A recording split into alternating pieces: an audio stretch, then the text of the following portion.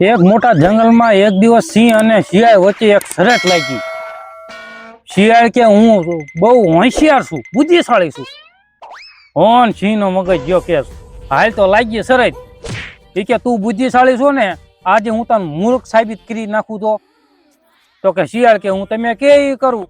તો સિંહે એમ કીધું કે જો તું મૂર્ખ સાબિત થઈ ગયો તો તારે આખો દિવસ ઝાડ ઉપર ઊંધું લટકવું પડશે. શિયાળે કીધું આપણે બુદ્ધિશાળી છે, આપણને શું વાંધો? એ કે વાંધો નહીં. અને બે ની લાગી શરત. અને સિંહ તો ચાલાક હતી, સિંહ જંગલનો રાજા. અને સિંહે યુક્તિ લગાડી. એ કે સામે મધમાખીનો મધપૂડો છે,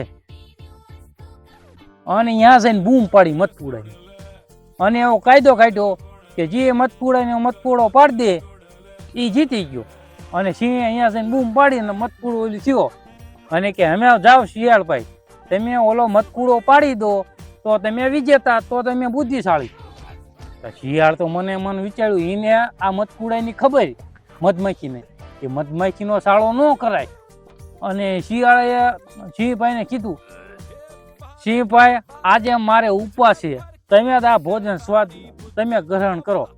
અને સિંહે કીધું કાં મધમાખીના ડરથી તે મધપૂડો ન પાડ્યો.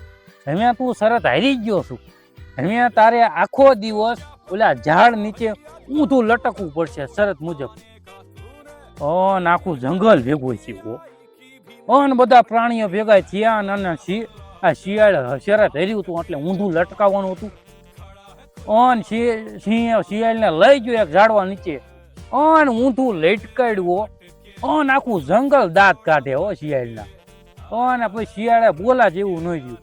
અને પછી સિંહને પૂછ્યું, સિંહે શિયાળને કે કાં શિયાળભાઈ કેમ લાગ્યું? અરે કે સિંહભાઈ આખું જંગલ મને ઊંધું દેખાય છે. એટલે આ વાર્તાનો કહેવાનો અંત એ અર્થ છે કે તમે ગમે એટલા બુદ્ધિશાળી હોય, તમારેથી વધુ બુદ્ધિશાળી સામેવાળા હોય જ તે.